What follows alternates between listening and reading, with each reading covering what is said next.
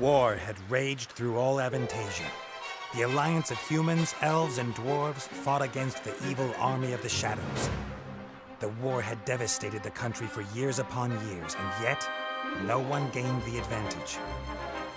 And so it was that in that time of deepest despair, that an old archaeologist uncovered the location of the artifact of divine fate. The artifact could fulfill every wish, and thus decide the war, for one side or the other. Led by Warlock Munkus, son of Archwitch Mortroga, the Shadows hunted for the artifact. And they would have reached it first, were it not for a group of heroes who stood against them. Wilbur, the young gnome who was the first of his clan to become a mage. Ivo, the courageous elven princess from the Woodland Realm. And the Critter, a hairy creature from the Northlands, companion of the most brilliant of the heroes. Nate Bonnet, who was supposed to spend the rest of his life at the side of an elven princess, who deserved a kingdom and all the riches in the world, who should stop wasting time talking about himself in the third person. Ah!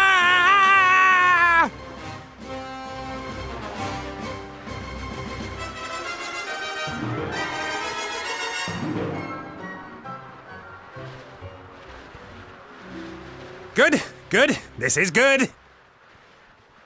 Although the ground is still getting closer.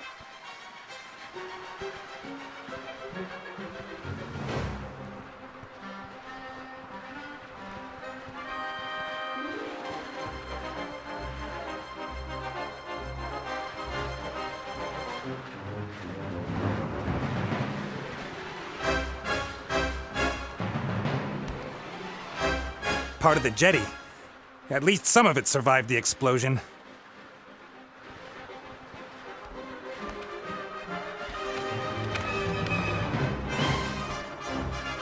If I'm lucky, this will go all the way up to the island. But somehow I really doubt it will.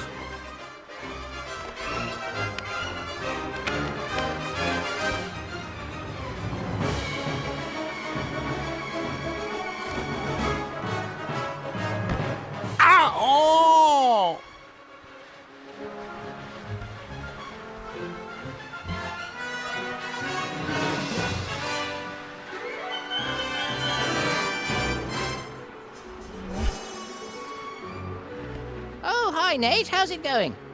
Good. For now. Could it be that your spell didn't quite work out the way you planned? I did tell you there were certain risks involved.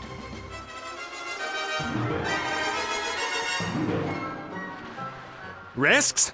What risks? Now, Djinn magic is a complicated affair. It's difficult to get the dose right, and when one hasn't done magic for a while, things can go a little bit wrong. Like you killing me, for example? Not intentionally. I could use some help here, Benny. Well, you did see what happened last time I cast a spell. Time to make up for it, then. Now shake a leg. Oh, I don't know. I might just end up making everything worse.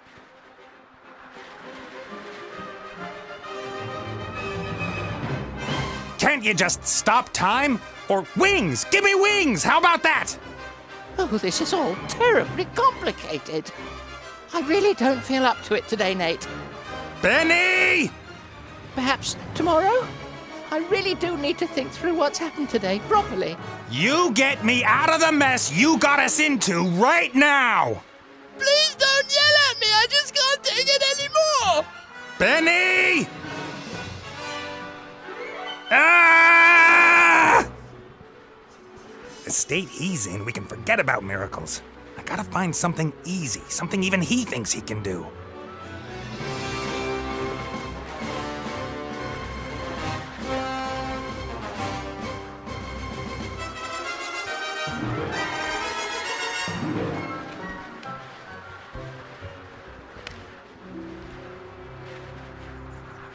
A flying carpet. Is that too much to ask? I'm not talking to you. Why, you... I'm sorry I criticized your work, Benny. And? And that I shook your lamp. And everything else. You meant well. Well, all right then. I forgive you. What can I do for you? Carpet! A flying carpet. Shouldn't be too hard. Should I really dare? Am I really up to it?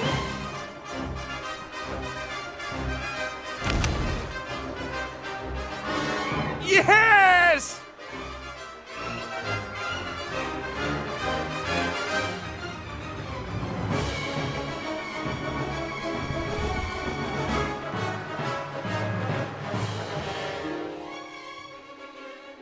What the heck? What happened here? Oh!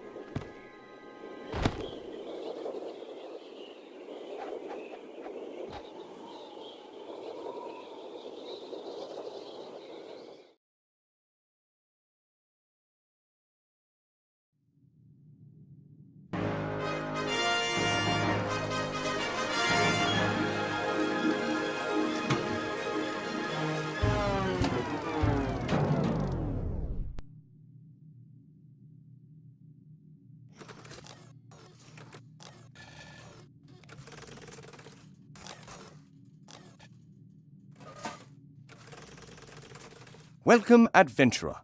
I am the tutorial, guardian of gameplay, explainer of controls. Use the left stick to move the character.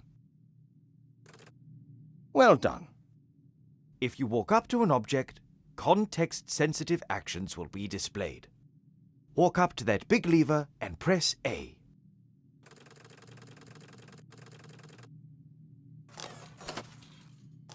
The robot has used the lever, as this seemed logical to him. Now press B so that the robot looks at the lever rather than uses it. Excellent. The robot thinks the lever is working. But if that's so, then where is the problem? That hatch over there, walk up to it and press A.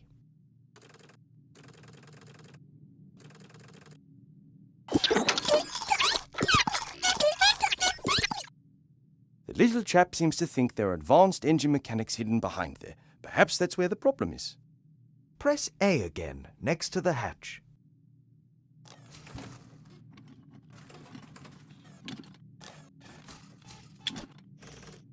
The first time you press A will allow you to look, the second to use. Why? Because after a player character has looked at something, the most logical thing to do next is use it. It's quite simple. Press B when you want to look at something. Press A in order to do whatever that character thinks is the next most sensible move. Is the machine working again? Walk up to the lever and press A.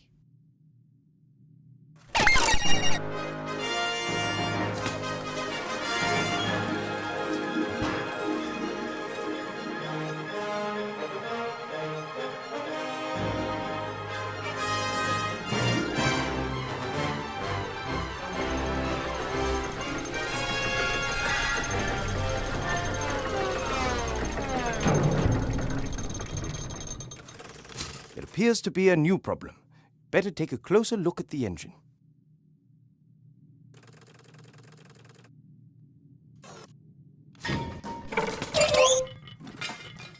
Oops, that wasn't very helpful.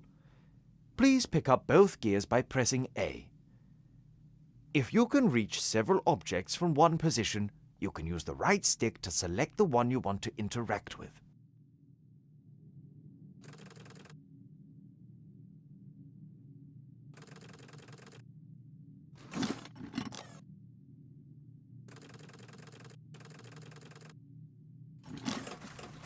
Great work. Items you pick up will go into your inventory. You open and close your inventory by pressing Y. To use an inventory item, select it with A, and then select the object that you want it to be used with. Use one of the gears in your inventory with the engine of the town model.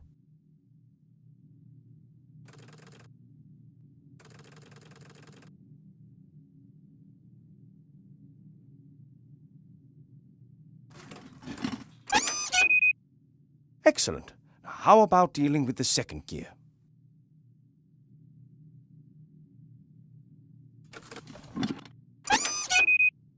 Perfect. You'd better oil the engine before you switch the machine back on again.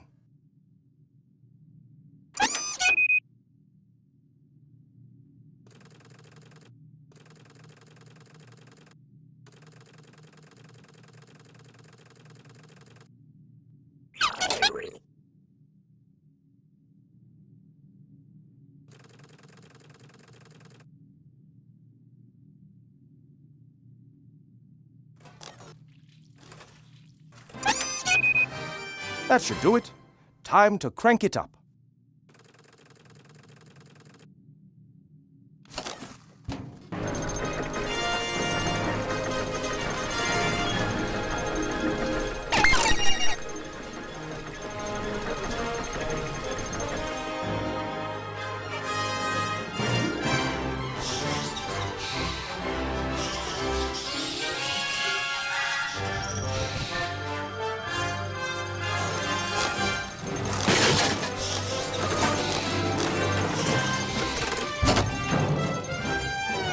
You can examine objects in the inventory in more detail.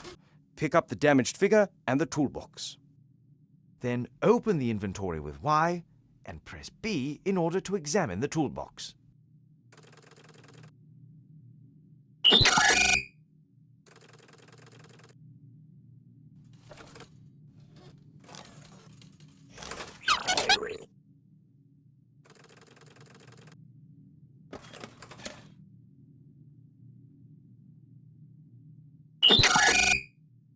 Great. You found a few items in the toolbox.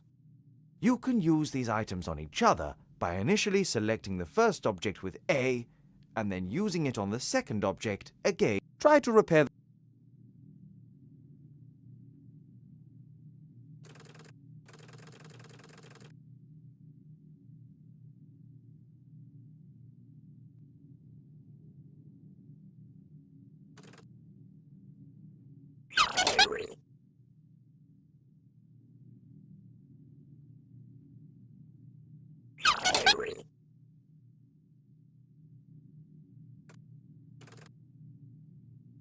Well done.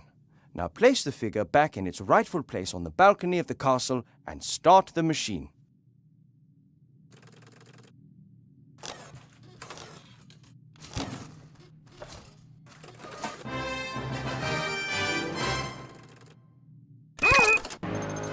Excellent. You're now ready. One last tip before I go. If you press X, all interesting objects in the scene will be displayed. Good luck with your adventure.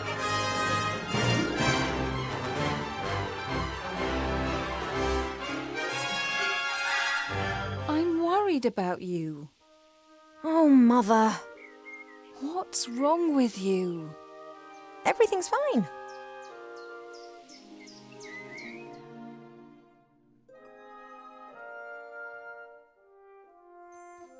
No, you don't look well at all.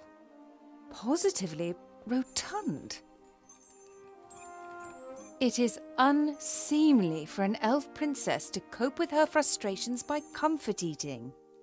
If you carry on like this, you won't fit into your wedding dress.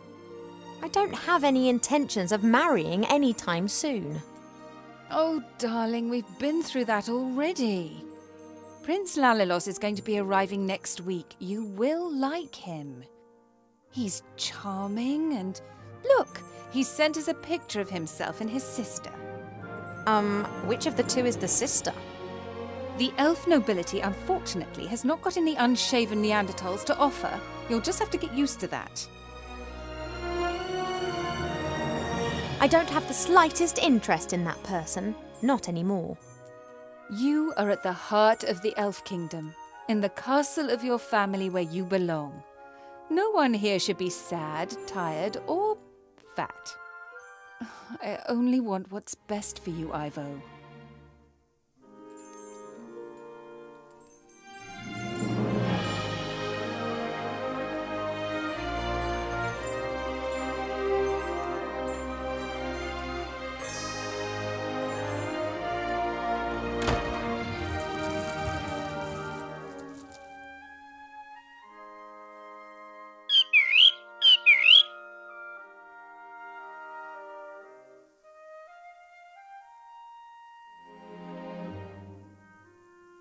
Have you seen this prince? A vain river elf who's only interested in topping up his tan. I'm to spend hundreds of years in the company of someone I don't love? Huh, not me. And how? She will try anything and everything. Nothing's more important to her than getting me married off. Ugh. When I was out there with the humans, it was the first time that I had the feeling I could determine my own destiny. Yes, it was dangerous. Doesn't that go with the territory? A life without risk, that is so...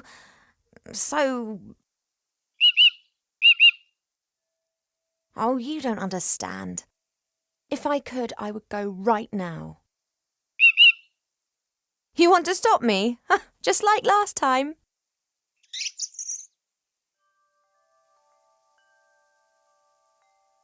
I didn't want to tell Mother, but I've not been feeling too well lately, Cheap. I'd say the same thing, but we elves hardly ever get ill. Yeah, you've got a point there. I spent almost a year in the human world and they have some very strange ideas about personal hygiene. Well, I thought perhaps it's a curse. Oh, no, you won't. I'll take care of it myself. Mother would make a state occasion out of it. I don't know either, but I'm sure there's a medical book down in the library. No, rest is not what I need just now. I'll go down to the library and look up what's wrong with me, completely alone, just like a grown-up elf.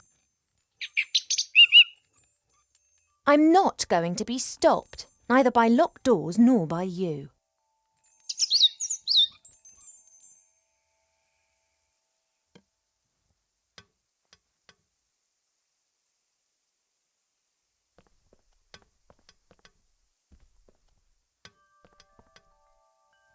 I've been sleeping badly of late, and sometimes I feel tired all day long.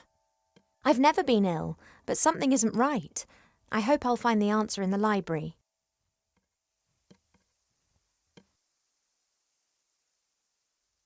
Normally this bowl is full of fruit and nuts.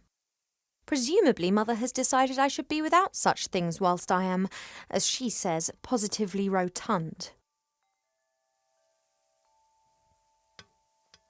Fresh water from the Spring Brook, the little stream that rises here in the castle and provides for the whole valley. People come from far and wide to drink it.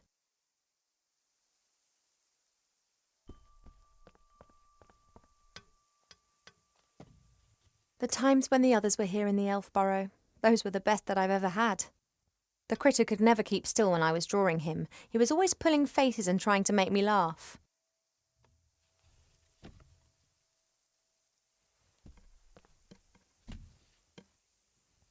Wilbur was so excited. He loves elves and our stories. He spent hours sitting with my father and listening to him talk about bygone ages. Complete idiot.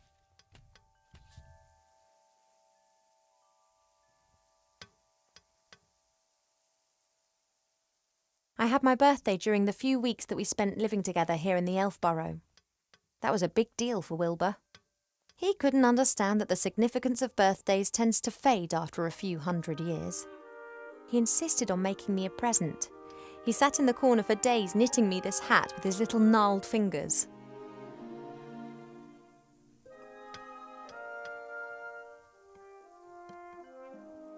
A beautiful red flower. It was only put here a few days ago. Sometimes Mother orders a new plant that looks nice in my room. And then it's replaced and planted in the garden.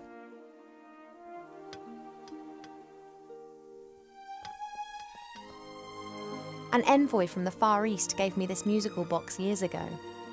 Wherever I go, I always have its tune in my head.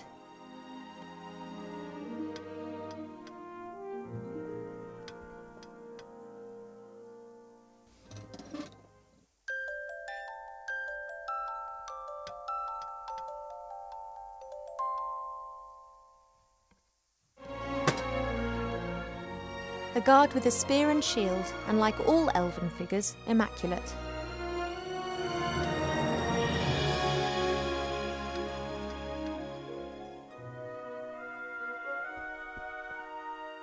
My jewellery box serves as a podium for the vertically challenged narcissist.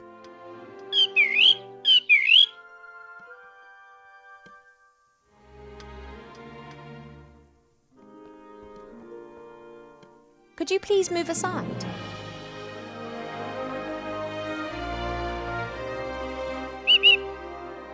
I want to get into my jewellery box.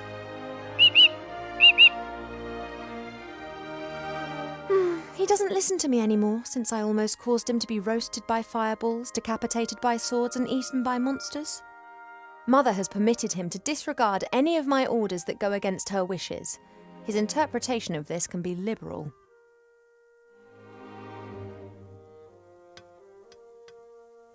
Cheep Cheep survived our past adventure, even if he'll insist on exactly the opposite.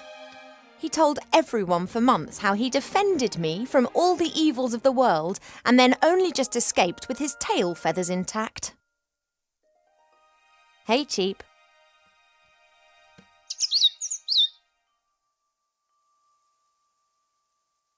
Most birds love a mirror because they believe they can see another bird in it. You just love them because you can't get enough of yourself. I would be a bit less unbearable if I wasn't incarcerated in here. And you really think it's appropriate for me to be locked in here too, eh? Yes, only what's best for me. She always says that. See you later. Yes, of course I'll be a good girl and stay in my room. Cheep Cheep likes to look at his reflection. He strikes a pose and then tries to impress himself with it, and succeeds most of the time. Hey, Cheep Cheep, I need the mirror. I only need it for a minute. Oh, he's not budging, and his pecs can be damn painful when he puts his mind to it. Mother's locked me in, as if I was 200 again. Since I secretly escaped from the Elf Burrow last year, she's taken to guarding me closer than ever before.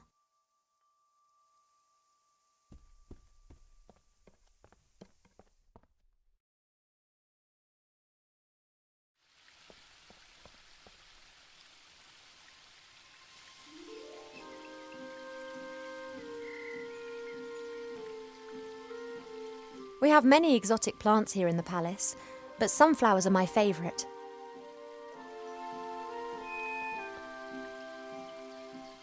I used to look into the woods for days on end, imagining what the world beyond would be like. Now I know, and I think I miss it. It may not be befitting of a princess, but this isn't the first time that I've climbed into the garden via the balcony, and it won't be the last. It may not be befitting of a princess, but this isn't...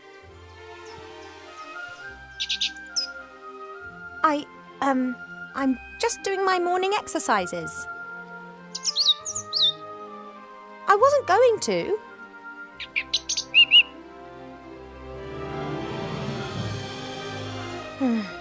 Of course, I could just ignore him and climb down into the garden anyway. He would, however, make a beeline to Mother and tell on me, and who knows what the two of them would cook up for me next.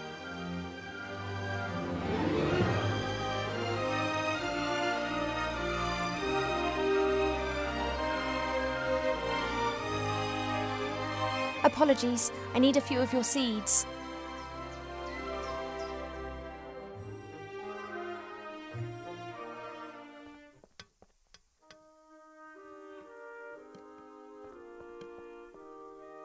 Hey Cheep, you hungry?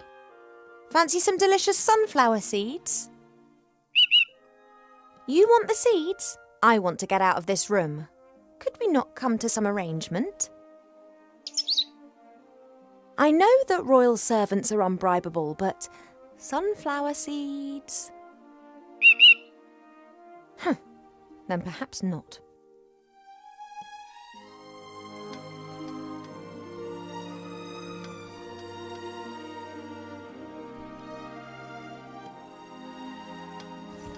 Cheep Cheep, would it be possible for you to stop admiring yourself for 2 seconds and move over to stuffing your beak instead? Don't say I never look after you.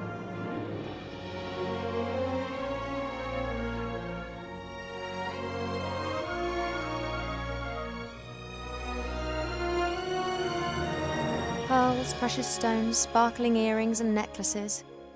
All the stuff I have to wear at official functions. If it were up to Mother, I would have trunkfuls of this stuff, and a wing of the castle would be my wardrobe. She just can't understand why Pa and I aren't into this sort of thing.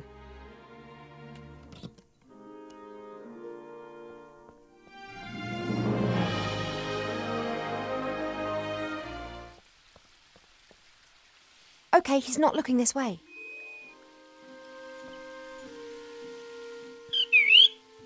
Oh, there is more than one kind of stretch exercise, you know. Perhaps you'd like to train with me.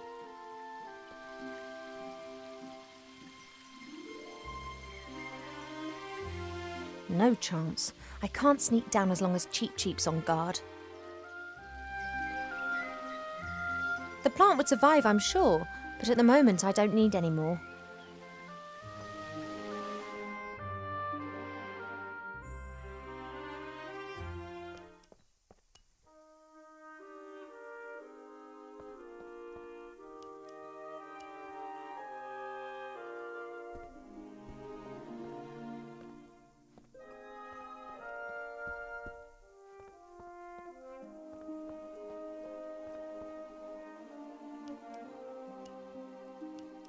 Since Nate left without saying so much as a word, Mother seized the opportunity to marry me off to a proper elf prince.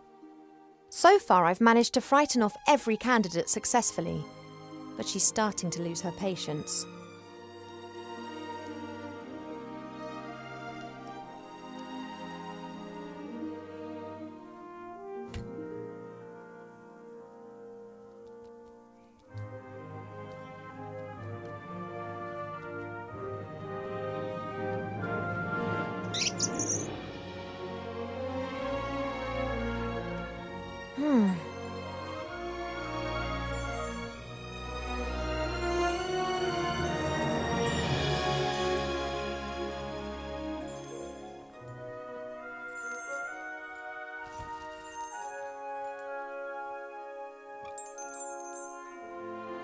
Hey, withdrawal symptoms?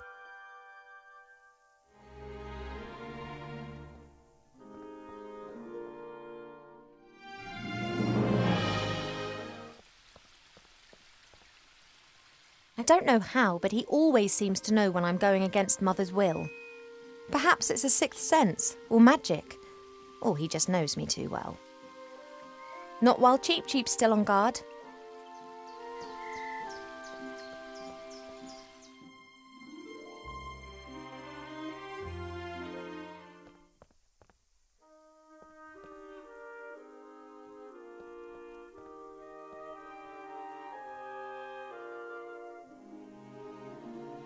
A contented fat blue bird and his reflection.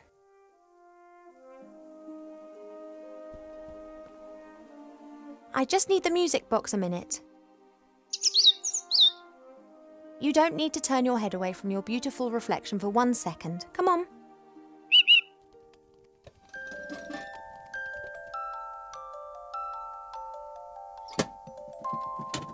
Shh.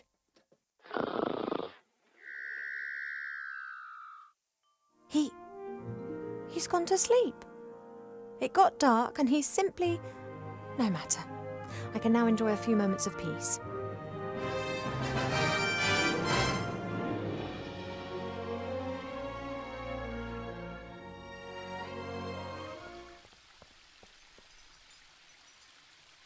Let's go.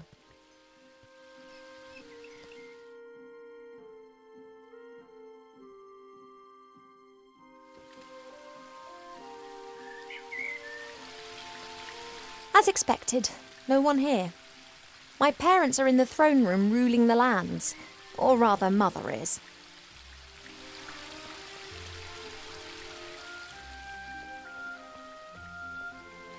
A fairly small, unattractive tree. Huh. I'd like to see how attractive you'd look if someone disturbed you on the pot in the morning. You mean... Anyway, what can I do for you, my little beauty? Mother put me on a diet this morning so that I'll look perfect for my wedding. Oh, everything has to be perfect for her. No such thing in nature, of course. Or rather, everything is perfect if you just let nature run its course.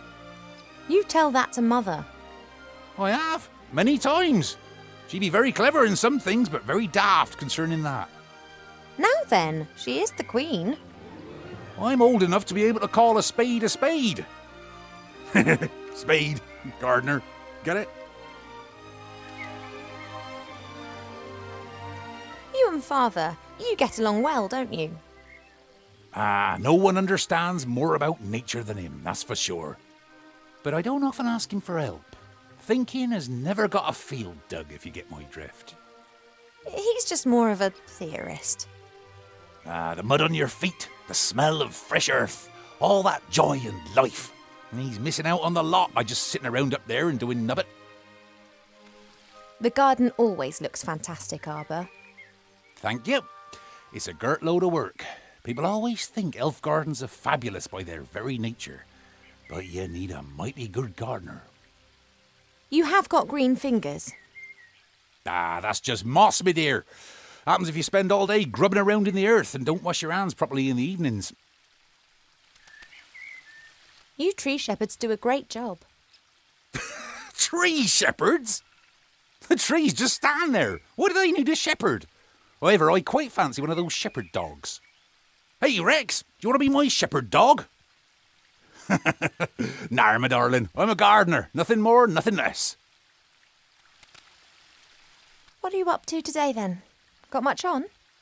Oh, the usual. You know, it never rains in the Elfborough, but the flowers need their water, so I water them every day. Ah, the curse of good weather. The weather isn't the only thing which isn't right. I've been here 30 years, and for 30 years we've had autumn. Time passes differently in the Elfborough. Slower. Well, that's why everyone grows to be ancient here, obviously. But if we had a bit of normal weather and the usual seasons, there'd be a lot more variety here. I have to get on. Yep, got a bit to do myself. I just don't know what's wrong with that plant over there.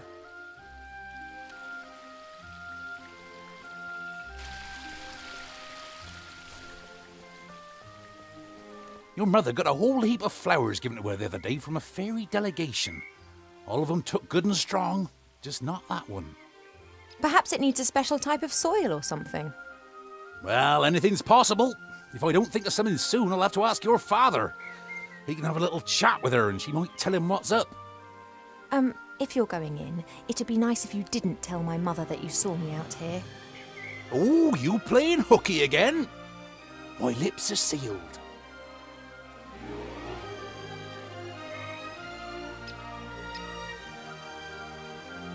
Mother thought it was unseemly of the bees to build their hive in our garden.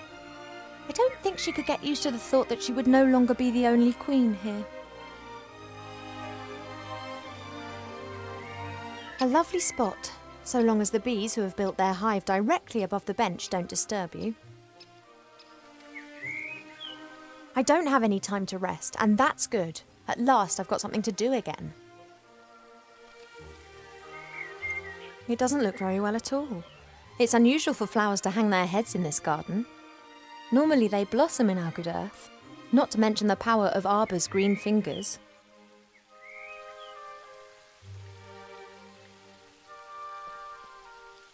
This is Mother's mirror. It's said that you can see into the furthest corners of the land and know what's happening in every part of the world. At the moment, it's no more than a shallow bowl. The water's missing.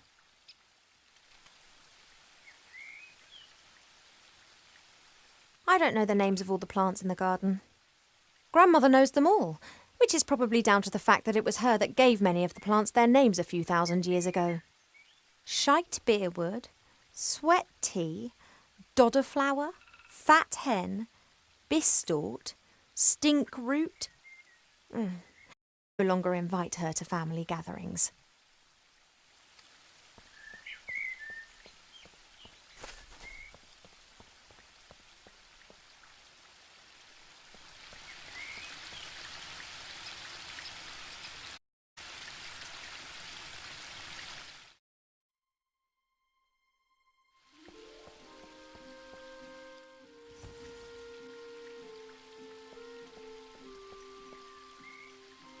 A friendly gift from nature, taken without permission.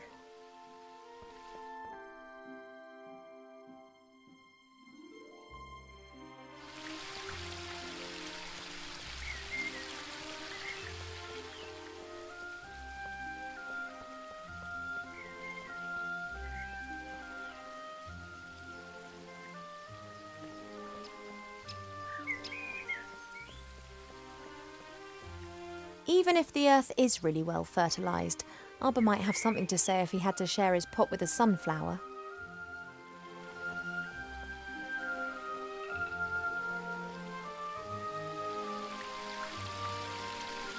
There's only a little water left in the bird bath. Cheep Cheep always says that it evaporates quickly.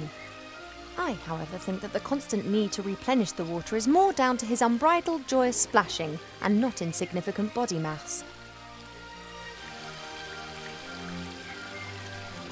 That's a weeping willow.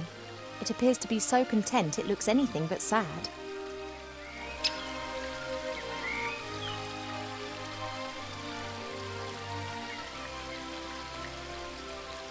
There are reeds and water lilies growing in the pond. Naturally, they were planted there. They don't grow in the wild so high up the mountains.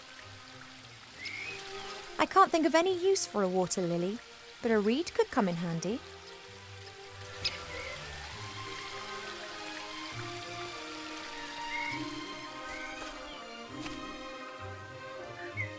The reed from the garden pond. It's like a hollow pipe. Well, pipes are normally hollow. I don't really know much about reeds or pipes.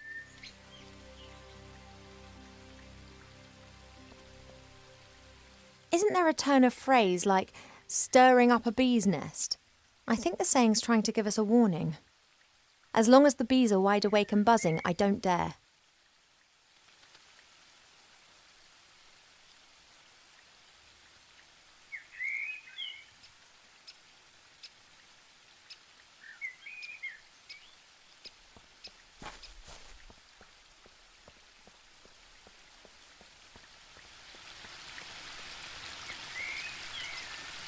There are elf-made ponds and streams all over the palace ground. Their water's said to have healing powers. No wonder considering where it comes from.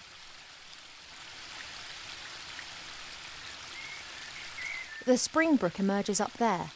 It's still small here, but it becomes one of the largest and most important rivers in the woodland realm.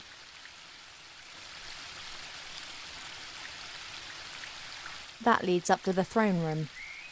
Mother will be conducting the affairs of state with an iron will, whilst Pa leans against the tree of life, probably sleeping.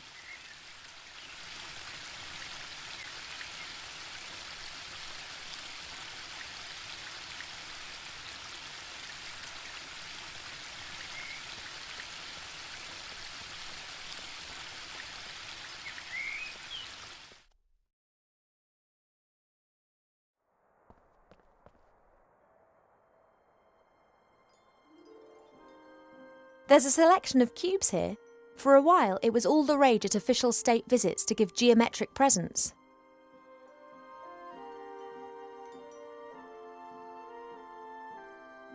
Swords of all the idiots who have tried to conquer the Elfburrow.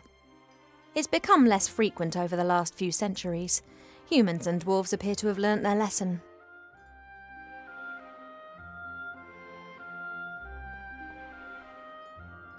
The Biggest Plant Book of Avantasia by Charles Mendel with illustrations by Alexander Bonpland. A standard reference book that Arbor always used to consult every now and then. However, he insists that he now knows it off by heart. A present from one of the northern kingdoms.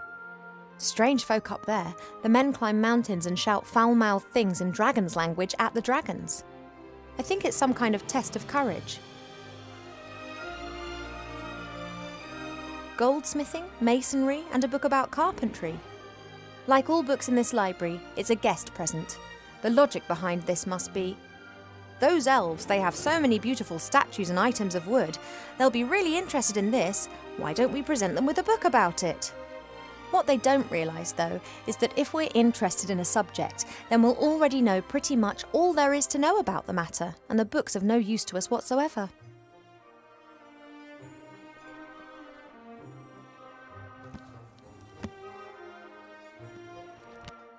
Working with wood. There's a master whittler down in the valley. I've enjoyed watching him in the past. He carves animal figures so real that humans and dwarfs believe that they are actually animals turned into wood. This one's more about interiors, making furniture and the like. Plane the wood down by a pixie's thumb and saw the board into 2 equal length pieces. Who knows what that might be good for?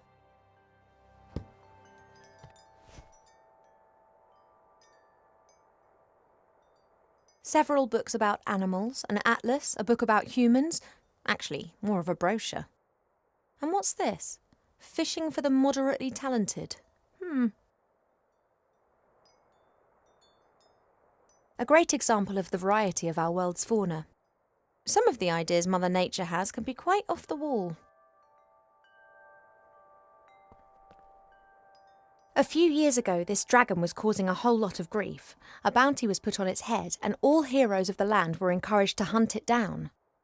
40 brave warriors penetrated its lair and slew it. They brought the head to the palace where it was displayed in triumph. The strange thing was that a bit later more adventurers came carrying an identical head. Then more and more heroes arrived.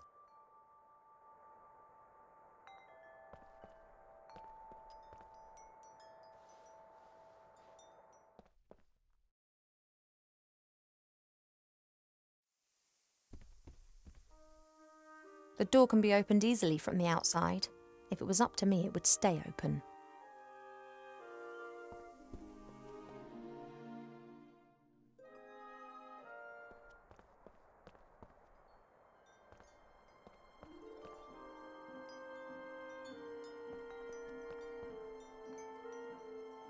What have we got here then? Aha! Ah, Almanac of Elf Medicine. That's what I've been looking for. Ow! Be careful, if you please. A speaking book? An ill elf? I haven't been feeling too well recently. I'm sleeping badly and have no appetite. I know that elves are very seldom ill. But if it's not that, then it must be some kind of magic or curse. Seldom ill does not actually mean never ill. Elves can, for instance, suffer from a broken heart. Oh, please. It is one of the most common causes of death amongst beautiful princesses. Oh, it must be something else. Sensitive elves can sometimes suffer from the pains of the world. There are a variety of ear infections, and of course it could also be lupus. But I think it is something else. Like what? To be completely certain, you must mix a potion and drink it. Are you serious? Very.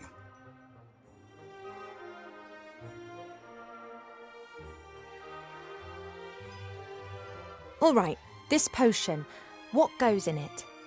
It is very easy to make. You need to pound together the green fruit of a metis bush, a spoonful of honey and a red herring, and then mix with water into a viscous potion. Oh, that sounds revolting. It's medicine. It isn't supposed to taste nice. And if I drink it, I'll be well again? We will then at least know what is wrong with you.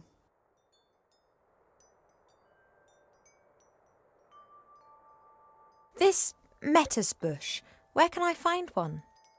Haven't a clue. I'm just a book and have spent years sandwiched between dusty hymnals and a tome of revolting recipes. A red herring? Are you serious? Of course, why not?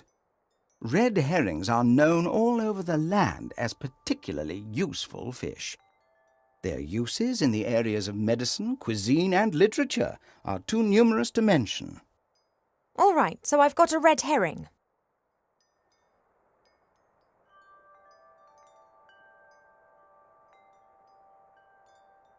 I demand to know this instant what sort of illness I have. Sometimes it's better not to know. I can take it. A placebo only works when one doesn't know that it is a placebo. Make the potion and then come back and drink it. Then we'll be sure. What are the potion's ingredients again? The green fruit of a metis bush, a spoonful of honey, and a red herring. You have to put everything into a bowl with a bit of water and pound it until it forms a viscous potion.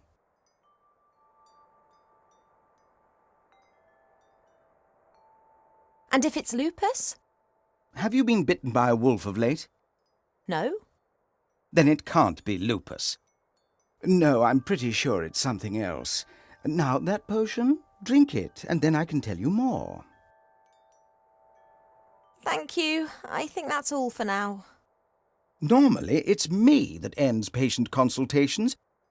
You are only a princess, but I am a doctor. This flower clearly is one of the more exotic of the palace's flowers. It comes from a country in the deep south beyond the deserts. It's said that the flower of this plant used to be sent as a declaration of war, or if one wanted to deprive someone of all sense.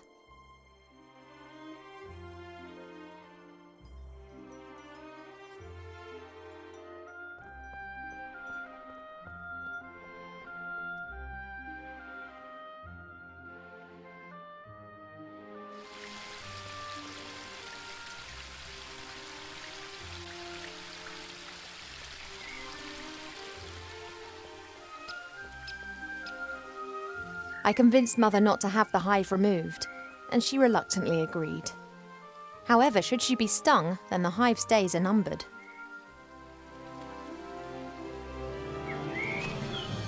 Hi, Arbor. Oh, Ivo! Look, I found this book in the library. Woodcrafts? Why are you showing me that? I thought it might interest you. I don't like horror stories. Horror stories? Wood that has been clamped into a revolving monstrosity to be whittled down layer by layer to the core? What do you call that then? Sorry, never looked at it like that. Branches sawed off, boards nailed together, wood treated with chemicals. Oh, sick stuff. Have you found out what's wrong with the plant yet? Nope, I haven't. Everything looks proper. Earth is moist and nutrient-rich. The sun is shining. A difficult case. I'd quite like to smoke my morning pipe now, but first work, then play. If I were ill and needed to make some medicine, then you'd help me with that, wouldn't you? Ill? You're an elf. Elves don't get ill. But if I were... Oh, come on. Now tell me. How can I help you? Do we have a metis bush in the garden here? That bush over yonder. But that fruit's red. And what colour do you expect, then? Green. Are they only green when they're not ripe? Nah, they're blue then. They're green when the bush senses danger. Pardon? The metis bush has exceptionally delicious sweet fruit. But if it thinks it's in danger, then they go green and very sour. Call it a defence mechanism. Ah, and the bush only has red fruit because it has nothing to be afraid of here. That's right. Do you know how I could get my hands on some honey? Try the kitchens. I prefer not to wander through the castle. Of course. Someone would tell your mother. Would that beehive in the tree over there be of any help? Oh, I'd be careful with that. The bees defend their honey and could give you a nasty sting. Couldn't they be distracted or tricked in some way? Beekeepers wear protective clothes and use smoke that calms the bees. But I don't have any beekeeper kit here. I just let the bees keep their honey and they pollinate my flowers. That's how we've always done it. I often see you fishing. Could you lend me your rod? Of course, if you bring it back in one piece.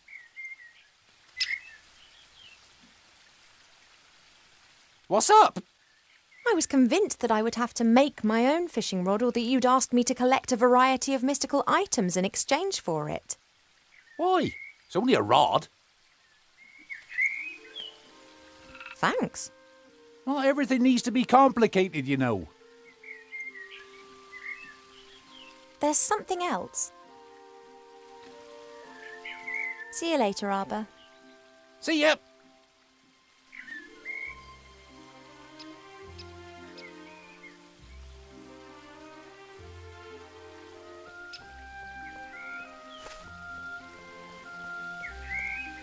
No fish in here.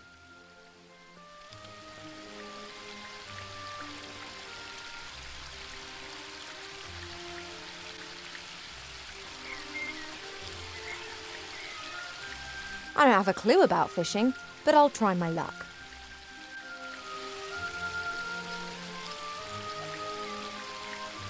Just as I expected, nothing. On the other hand, somehow I have the feeling that I now know what I'm doing.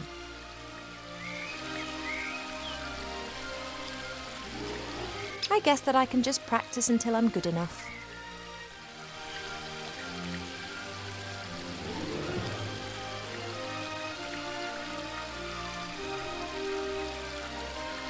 Or I could try to speed things up by learning more about fishing elsewhere.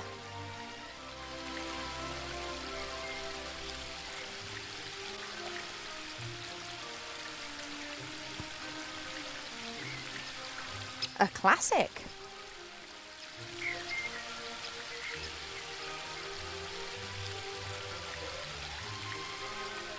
A book about woodcrafts, sanding, cutting, hammering.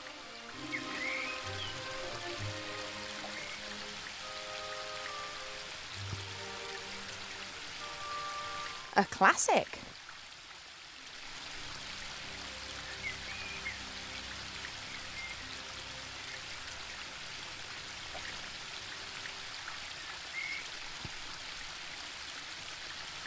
A classic.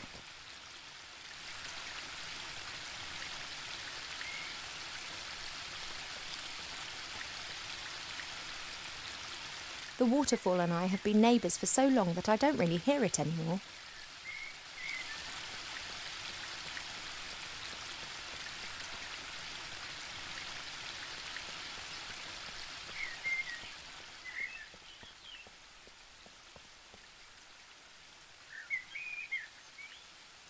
A handy smooth stone, Arbor's sheepdog.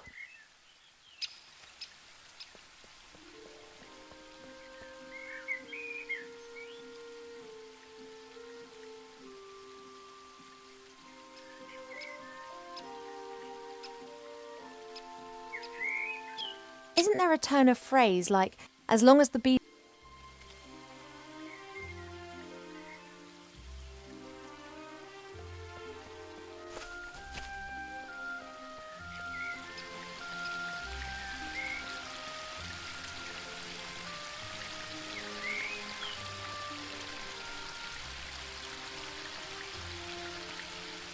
Arbor's pot, literally.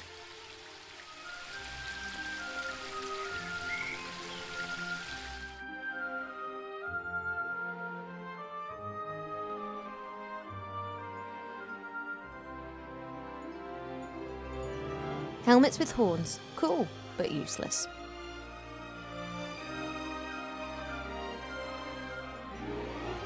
Perhaps I can help Arbor solve the problem with that flower. Let's take a look.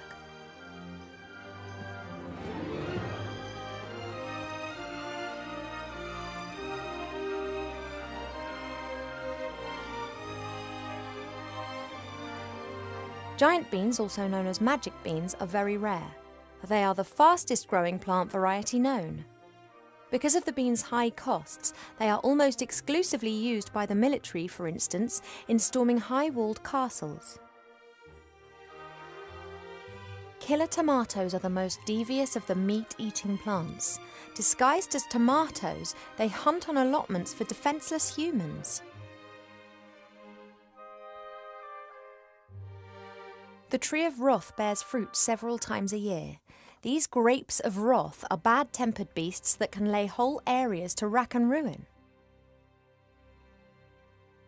Steel magnolias look like normal magnolias, but are some of the toughest plants on Earth.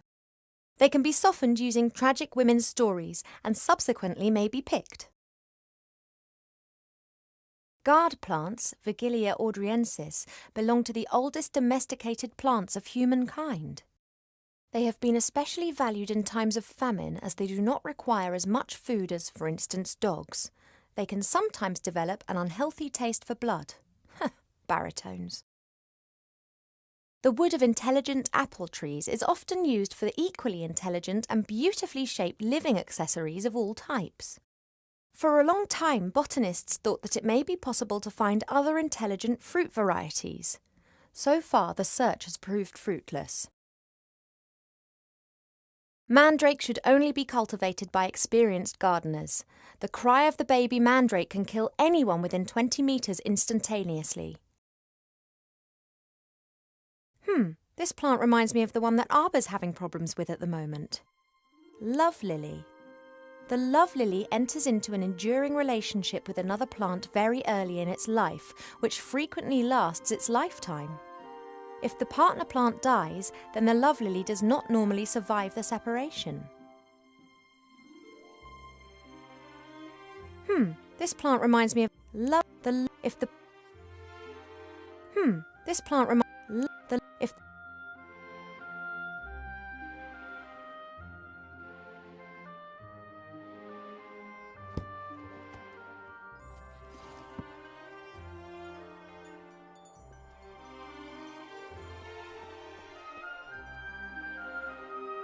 Perhaps I have enough knowledge to now understand the book.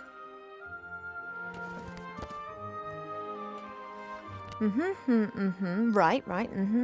Aha, oh, twice in a row, then, that was educational.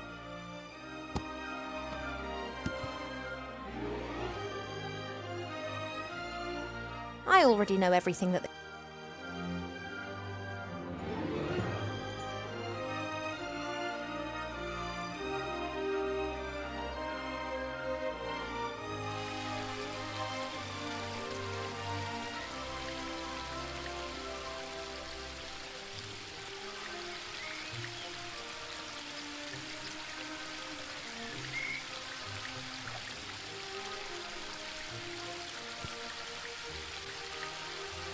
A classic.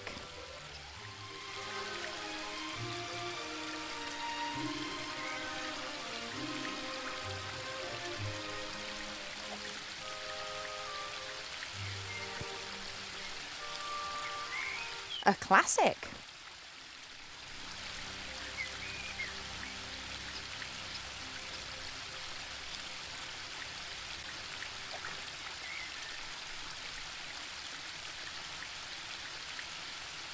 Pity.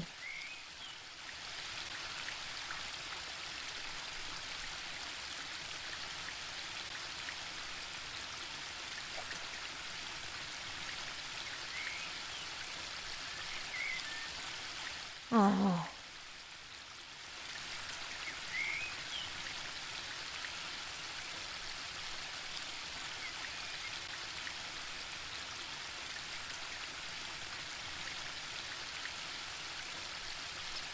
A good solid fishing rod. Nothing special, but I should be able to catch something.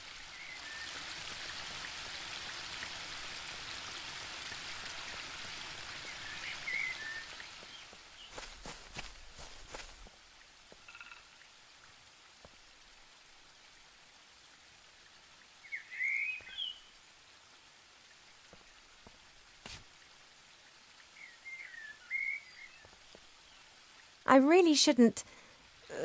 it's only Earth. I should tell Mother how her daughter... well, she'd be delighted. A handy smooth stone. Arbor's sheepdog. The worms are happy and fat. The earth in the bonsai pot seems to have done them good.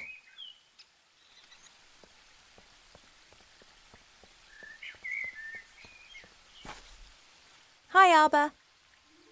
Oh, Ivo! I think I know the name of your patient. It's a love lily. She don't look particularly loved up. That's exactly the problem. Love lilies enter into a lifelong partnership with another plant. And if they're separated... Then they let their heads droop. Good theory. But the fairies know their plants. They'd never have given us a love lily without its partner.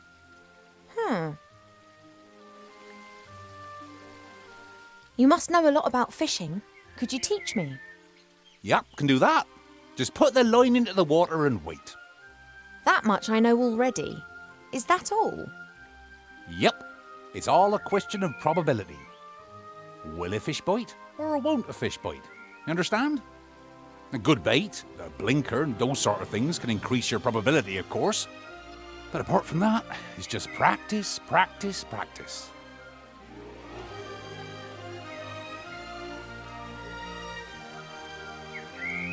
See you later, Arbor. See ya!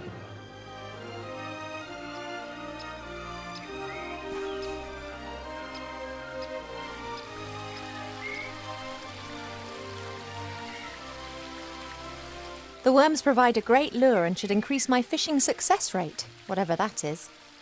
I always hang one onto the hook before I cast the line out.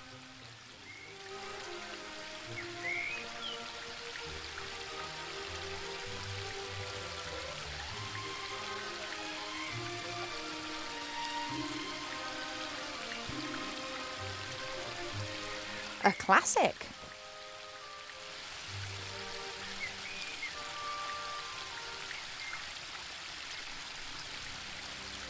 The worms provide a great... I always hang...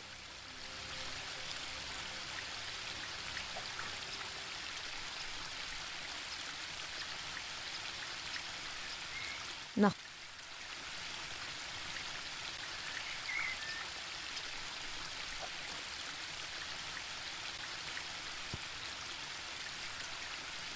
A classic.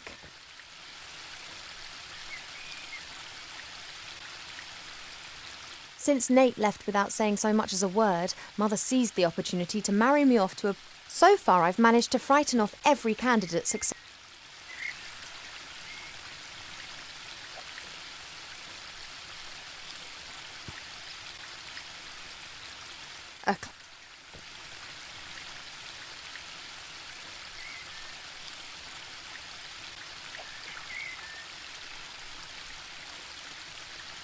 At last. Now I can tick the red herring off my list.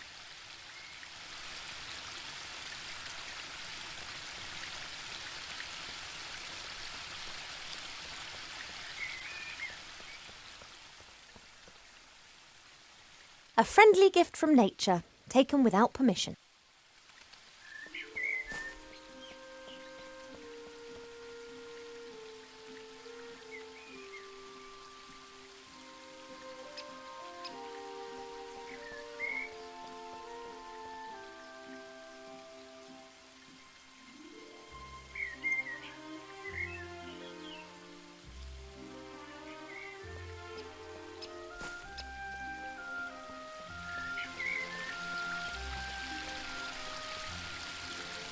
If it were possible to hit fish with stones, who'd need a rod?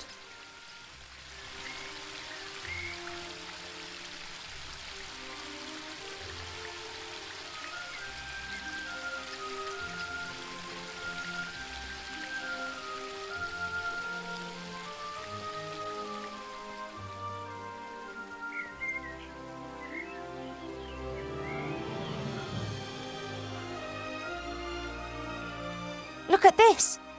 You'll be forced to marry this terrible prince even though you don't know him. Ugh! Doesn't seem to upset it as much as it does me. This is a lettuce bush, just what I need. Only its fruit is red.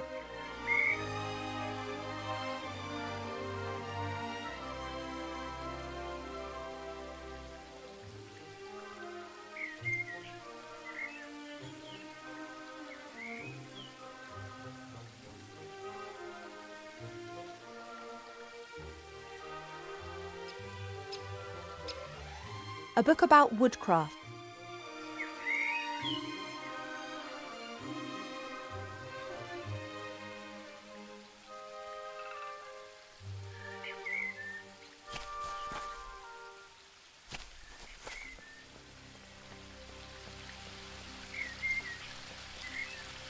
There's only a little water left. I, however, think that the...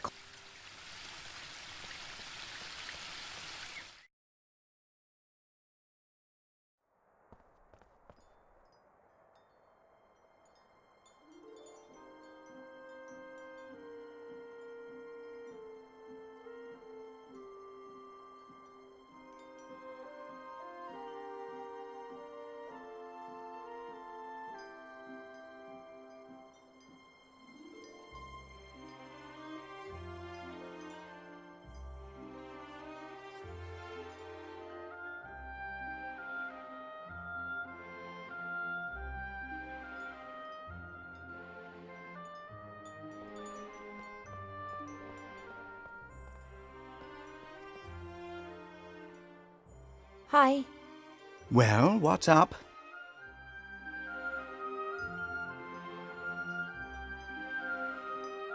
We have a lettuce bush in the garden, but its fruit's red, not green. Those will be useless. Red lettuce fruits are sweet. We need the sour green ones. Are you actually qualified to make a diagnosis? And why can you talk? I am a magical medicine book. That actually serves as an answer to both of your questions. I've never encountered a talking book before. Of course not. I am the only talking book here. That's the problem. In the magical library in Seastone, all books can talk. Things really get cooking there, believe me. You were probably given to us by someone from Seastone, right? Right. I was a complete idiot and actually volunteered. As I am a book about elf medicine, I didn't get much to do in Seastone. I thought to myself, hey, this is your chance to get some practical experience. Wrong. Yeah, we elves don't get ill much. And more than that, you don't actually have much time for books. This is the centre of the elven kingdom, and just look at how paltry this library is. We don't have much use for books. We sing songs about times past, and many of us were there at the time. Then that's probably also the reason why so many elves stand around in white. What do you mean? Allow me to elucidate. Over the years, the songs you elves sing will be changed and adapted, a little here, a little there. This editorial process is nothing more than refined elvish propaganda, presenting them as intelligent and morally impeccable. And who can prove otherwise? There are no other witnesses and there are no books. Thank you for your help. That's what I'm here for.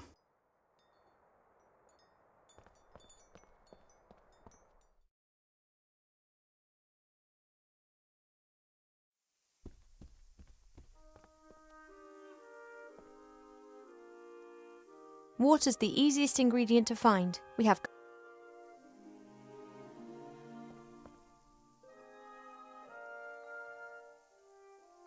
Since Nate left without saying so much as... So...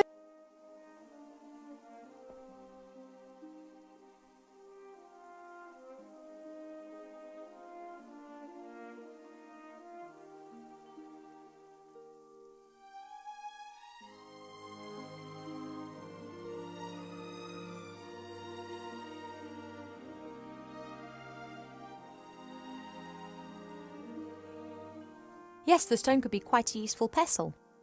First, I need all the contents in a bowl.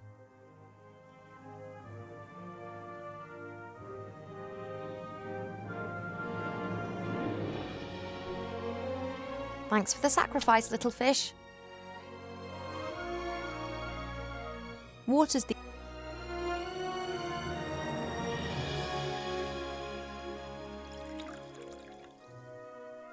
That should do it. The medicine book will be a viscous potion. Yes, the stone could be quite... First, I need...